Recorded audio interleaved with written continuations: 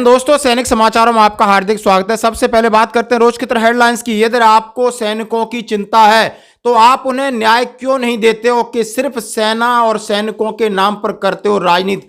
प्रधानमंत्री जी से पूछे सवाल। और दूसरी बात कहता हूं, सेना के कैप्टन को उम्र कैद की सजा, आखिर सीओ के ऑर्डर के मुताबिक काम किया लेकिन कैप्टन को इतनी लंबी सजा क्यों, आखिर क्या है मामला।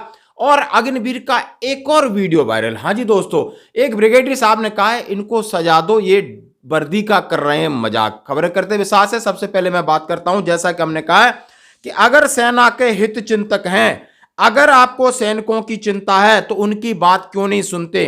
क्या सैनिक और पूर्व सैनिकों में भी कोई अंतर है, इनमें आप इतना भेदभाव क्यों कर रहे हो, यह पूछा है कैप्टन बालकृष्ण शर्मा माननीय प्रधानमंत्री जी से।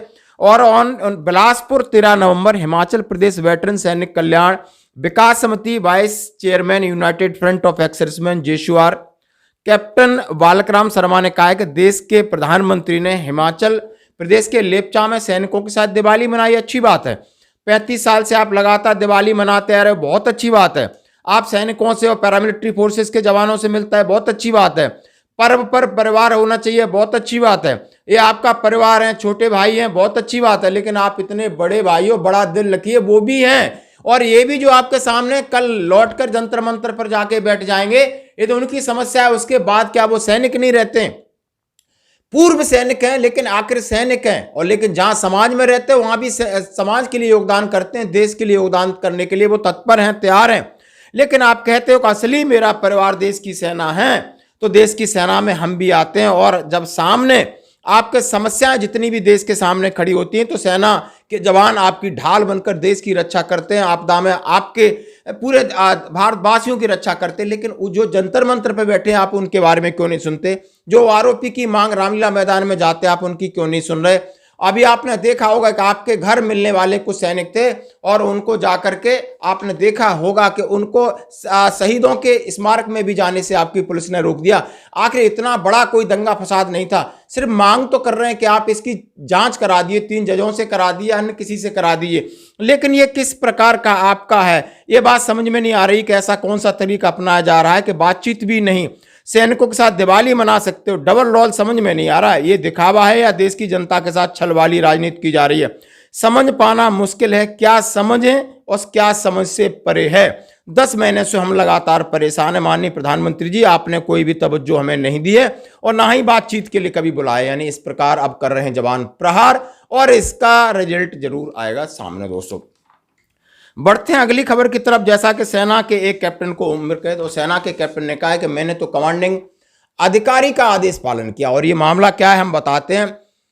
अमसीपोरा फर्जी इनकाउंटर केस, सेना के एक कैप्टन की उम्र कैद की सजा निलंबित, सशर्त जमानत दी गई है। सेना के एक कैप्टन को 2020 में उन्हें उनका कोर्ट मार्शल हुआ था, जेल हुई थी, आजीवन कारावास हुआ था फेक इनकाउंटर के चलते। और 3 लोगों का फेक इनकाउंटर हुआ था, उसके ऊपर अफसा के ऊपर कार्रवाई की गई थी और कार्रवाई के तहत कोर्ट ऑफ इंक्वायरी चली और जिसमें प्रथम दृष्टया सबूत मिला कि सैनिकों ने सशस्त्र बल विशेषाधिकार अधिनियम के तहत मिली शक्तियों से परे जाकर कार्रवाई की है। और जब डीएनए टेस्ट से पता चला कि इब्रार अहमद, इम्तियाज अहमद और अबरार अहमद जो रजौरी के निवासी थे और उनकी हत्या कर दी गई थी, और उसके अनुसार कैप्टन भूपेंद्र सिंह का कोर्ट मार्शल किया गया था और 6 आरोपों को दोषी पाया गया, आजीवन कारावास की सिफारिश की गई। और उन्होंने कहा है फैसले के खिलाफ उन्होंने अपील किया, उन्होंने केवल अपने कमांडिंग अफसर के आदेशों का पालन कर रहे थे जो ऑपरेशन का हिस्सा थे। आप बिल्कुल बात समझ सकते हो। अभी क्या हुआ है, ट्रिब्यूनल ने उनको जमानत दी है और उनके आजीवन कारावास को रद्द कर दिया है, बाकी सजा इसी प्रकार रहेगी। अब दोस्तों बड़ी विडंबना होती है कि सेना के अंदर यदि आप यूनिट में हैं किसी में, तो सिर्फ कमांडिंग अधिकारी का ही ऑर्डर होगा, चाहे वो लिखित में हो, चाहे वो वर्बल हो, चाहे किसी प्रकार का हो, वही ऑर्डर पास चलता है, वही पार्ट 1 ऑर्डर चलता है। दोस्तों आखिर ये जो केस है ये बड़ा पेचीदा होता जा रहा है। आप देख सकते हो कि एक सेना के कप्तान साहब फंस गए हैं, बस उन्होंने तो आदेश दिया, उस पर काम किया, लेकिन मामला जांच का है, मामला निर्णय का है। उसमें जो निर्णय आया है वो मैंने आपके सामने इनका पक्ष रखा। बढ़ते हैं अगली खबर की तरफ। हाँ जी दोस्तों, जैसा कि मैं आपसे बार बार कह रहा हूं कि इसमें जो अग्निवीर है उनकी ड्रिल है। मेरी एक बात समझ में नहीं आती, ये ड्रिल करना और टोपी अपने पहनाना, भारत माता की जय, वो तो ठीक है, लेकिन यार इस बंदे का क्या कसूर है जिसको चलना नहीं आ रहा है। एक तो 2 दिन पहले ही चल रहा था, उसमें एक ब्रिगेडियर साहब ने सवाल किया, this is a sheer mockery of Indian army influence needs to against such indiscipline case, यानी इसके ऊपर सेना की वर्दी के मजाक के लिए इंडिसिप्लिन केस की कार्रवाई करनी चाहिए। तो साहब किस किस के ऊपर कार्रवाई करेंगे? अब दूसरा एक और आ गया, वो भी उसको भी चलना नहीं आ रहा।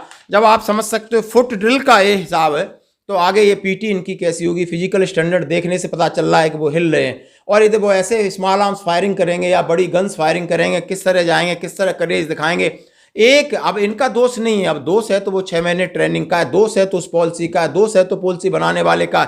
इनका क्या दोष है? यही बच्चे होते 1 साल ट्रेनिंग करते यूनिट में, उन्हें जाकर के उस्तादों की ट्रेनिंग मिलती, रगड़ा मिलता, इनके लिए एसओपी, इनकी हॉस्पिटैलिटी, इस तरीके की चीज़ें कर दी जहाँ से सेना का। अब देखो ये वीडियो वायरल हो रहे हैं, अब वायरल हो रहे हैं, किसका दोष है? ये खुद करते हैं। हम अपील करते हैं, हाथ जोड़ के विनम्र निवेदन करते हैं कि जो भी इस तरह की छुट्टी काट के आता है, ऐसे लोगों की वीडियो मत बनाइए, मत डालिए। ये ट्विटर पर जाकर के देश विदेशों में जा रहा होगा, कितने लोग उसको देखेंगे कि देखेंगे इस तरीके का अभी स्टैंडर्ड होता जा रहा है। लोगों के मन में, जो हमारे ही लोग पुराने हैं, पुराने बड़े बड़े सेना के अधिकारी हैं, उनके मन में भी बड़ा दुख होता है। उन्हें ऐसा लग रहा है कि क्या अब ये स्टैंडर्ड है? शायद हमें ये चीज़ें दिखाने से बचना चाहिए था। जो भी आपने गैदरिंग करनी अपने माता पिताजी के लिए जो करिए, जो भी करिए, बट इस तरीके की चीज़ें बाहर आती, बड़ा दुख होता है। धन्यवाद दोस्तों।